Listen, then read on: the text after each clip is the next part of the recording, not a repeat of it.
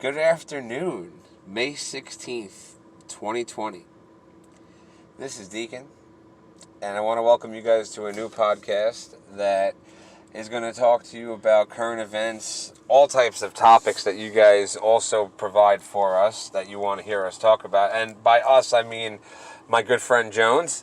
So this is the Deacon and Jones show. Not to be mistaken with Deacon Jones, so go fuck yourselves, all of you who thought that. Deacon Jones is definitely a top 10 player of all time. I love him. He's like one of the scariest players of all time.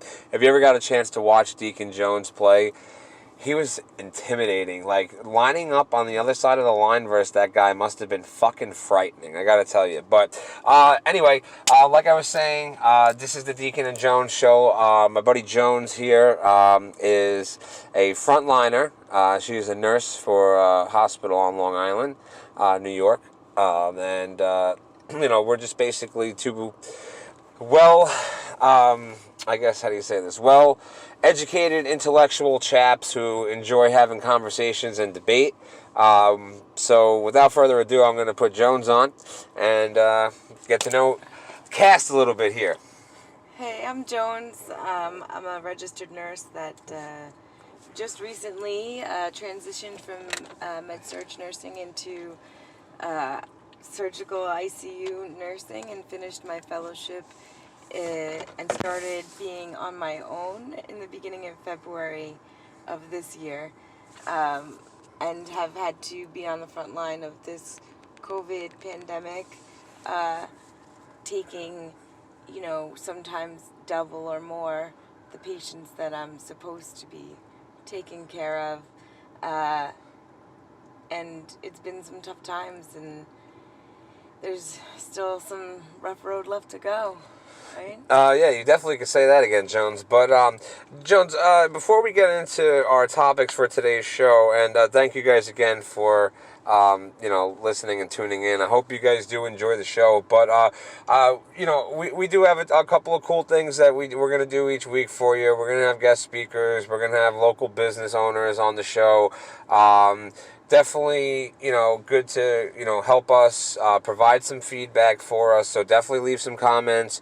And too, if, you guys want, like I said, to hear something or talk about something on here, let us know. We love recommendations. We want to hear what you got to say, Jones, let the listeners know what they can expect on this type of show. What are we going to give them? Are we going to give them the bullshit that the rest of the country feeds them, or are we going to give them the absolute honest truth? We're going to give them the absolute honest truth.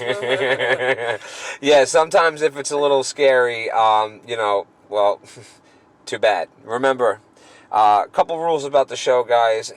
You can criticize anything you want, but just so you know a little bit about myself, Deacon himself, I have a background in radio and English and about 20 other different categories.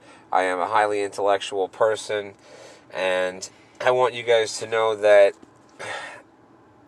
I would love for nothing more than for you guys to enjoy listening to what I got to say, but under no circumstances whatsoever will I hear or accept any criticism toward Metallica. That was our one rule. Jones told me not to say it. I'm sorry, Jones. But What? I don't want any shit about the greatest rock band that ever lived. And still going, by the way. And here I thought love you were guys. going to say you didn't want any shit about Jones or something like that. I don't know. You guys I thought listen. you were going to say something nice. You guys want to insult myself or Right. Jones, go for it. But let's dive right into it, Jones. Topics for today's show. Jones, this is, it's going to be a tough one. But I'm sure the audience already knows, but let's try to keep them updated. What have you experienced during this time with the whole COVID-19 situation, and what can we do as a nation to help stop the spread? Well, I mean, to stop the spread, you need to, maintain social distancing, especially from the individuals in our communities, in our households, in our families that are at greater risk of, getting critically ill with this COVID. If you are, a healthy, active individual, that doesn't have a history of diabetes, high blood pressure, high cholesterol, obesity, if you don't have those things, most likely if you get COVID, you'll just have like, you'll be pretty sick, like with a really bad flu for maybe 3 to 6 weeks. Yeah. Well, now, Jones, But if I may cut you off there for a second, why don't you let them know what you know now and what is now the scariest factor of this whole thing now? the virus is causing people to be hypercoagulopathic and causing them to clot more. So people are stroking, people are throwing like pulmonary emboli, and they either they're not making it off the ventilator at all, or even if they do, sometimes they are stroking out after the fact. It's scary. It's affecting people of all ages, all races. Good point. Very good point. All sexes. It's not. There are no male and female rooms anymore. It doesn't matter the sex of the person anymore. Wow. And that's scary. And I know that we're based out of New York, Long Island. I know that I say that because there's going to be hopefully a lot of people listening that are outside of New York. But yeah, it's scary when it's all ages. The blood clot thing is scary. Not to get too deep about my medical history, but I had a massive blood clot, DVT, and it's like it's one of the worst pains you can ever imagine. It's so scary, and just imagine this, forming. You're 18, 19 years old, and you're in the middle of fucking having sex, and you have a embolism, and you have clots, and you have a stroke at 19 years old while you're in the middle of getting laid. Man, that's just terrible. But New York stay-at-home fact is still in order now until June 15th. That's straight from Governor Cuomo himself. And basically, I feel that, with this whole virus situation, like Jones had mentioned, you just should basically kind of keep your, you kind of have to basically keep your situation, your social distancing, basically now to a minimum. What does, I had a guy who a couple weeks ago said this to me in the best way possible that I could ever understand, or explain it to somebody of how serious this is. And everybody knows how serious this is with what's going on. I don't have to continue to say it. But Jones was with me as well. And the man said to me, do you guys want to, sacrifice 3 to 6 months of your life or your actual life itself? I mean, all we have to do to fight the curve, and I'm not saying all we have to do, because this is now at the point where we lost a lot of good men in Vietnam. I've known a couple. Well, I couldn't have known them. I wasn't alive during that time, but I've known family members of people that have lost them. But we've now surpassed the men lost in Vietnam to this coronavirus, COVID-19, and we have to do what we can to prevent it and stay home and wash your hands. And I know it's so stupid to have to tell people to wash their hands, but I could just take pictures, and I know we'll get in trouble for doing that, and fuck everybody, but we can just take pictures of how many times that Jones and I see it on a daily basis, on a regular basis. I'm sure you guys have too, about people like going places. Think about the things that you normally do every single day, and you got these people who are like, oh yeah, we shouldn't wear gloves anymore. Well, fuck that. Why? You're going to touch a fucking gas pump, or you're going to touch a fucking button at a laundromat that some other fucking sleazeball touched, probably fucking picked his ass, wiped his nose, fucking touched his mother's twat. I don't know what the fuck else to say. That's when you wash your hands. Exactly. You don't wear gloves. You wash. Good. Tell us why, Jones. Good. Because most people don't wear gloves properly, and in order to use gloves properly, you cannot allocate yourself to 1 or 2 pairs of gloves. No, of course not. You have to have a whole box of gloves. And I do, and you know that. As needed. So like you touch that button. That's it. Gloves are off. 100%. And that's what next thing. And then you wash your hands. Yeah, 100%. You still have to wash your hands, 100%. Folks, don't get me wrong here. Your hands still have to be washed multiple times an hour, especially if you're out. You got to make sure that you're safe when you do this. You have to use like, either washing your hands with soap and water or like a Purell or some sort of antibacterial, thing. And then if they're visibly soiled, though, or you touch something like that's soiled, then you need to wash them. Well, and that's what I was going to get at, too, with the whole thing. Now, and listen, I practice, safe hygiene and whatnot, too. I love going to do things like normal people, but it's going to take me a long time to go to a ball game again, or go to a concert, or even go to the movie theater.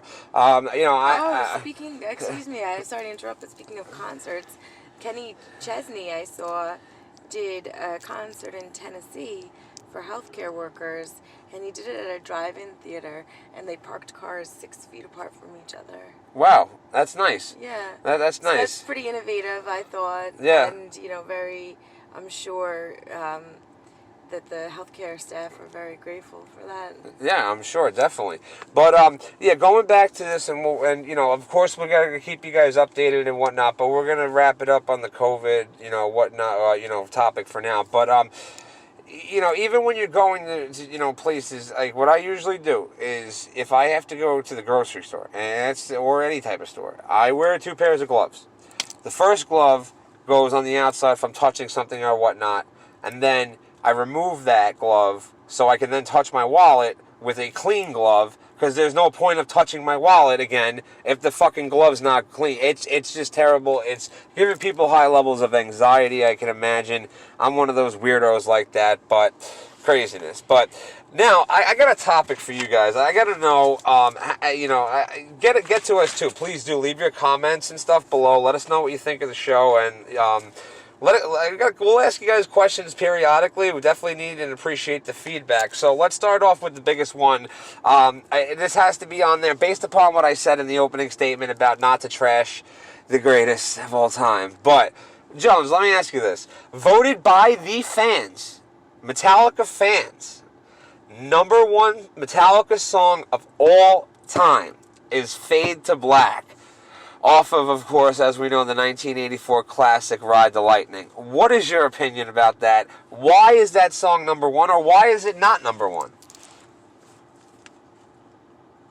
I don't know why it's number 1. It's number 1 because that's what most people either downloaded or purchased, or, No, this is voted by the fans, Jones, not number 1 sales. From how many fans did they poll? This is coming directly from Rolling Stone. And this was done in 2018, so this is a couple years old, but they still have not conducted a new study since. I believe it was, here, let me get the exact number for you here, Jones. 1,000 people on the survey of Metallica fans. Exact number. And what was the percentage of, like... That was the number 1 percentage. The next song right behind that was Enter Sandman, and then won. So, what do you feel about Fade to Black being voted by the fans number 1? What's your opinion about that? I don't think it's like a big enough survey. I feel like that's a very limited, small survey, and in order to get a true reading of what the real fan choice is, you would need a much bigger audience to poll. Because I don't think those are true results. Like I don't think that makes no sense. Well, what do you feel is not what is not true about it? Like 1 should not be number 3. Well, no, I mean, so you're disagreeing with what you're saying here, because no, I'm saying that it's not that it's not true. This is what the fans voted, so it's not like you can say they're inaccurate. Well, who are you asking? You're right. You're right. Like, who are you asking? Where are these people from? Yeah, are they from? Yeah, they're from fucking corn cobs. Yeah, I get it. It all matters. So let me rephrase that. So what in your opinion, guys? I need to know. Help me out here. Metallica fans unite here. All right, what is the number 1 song by Metallica, their best song? I'm not talking about sales. I'm not talking about music videos. I'm not talking about anything other than what is their best song.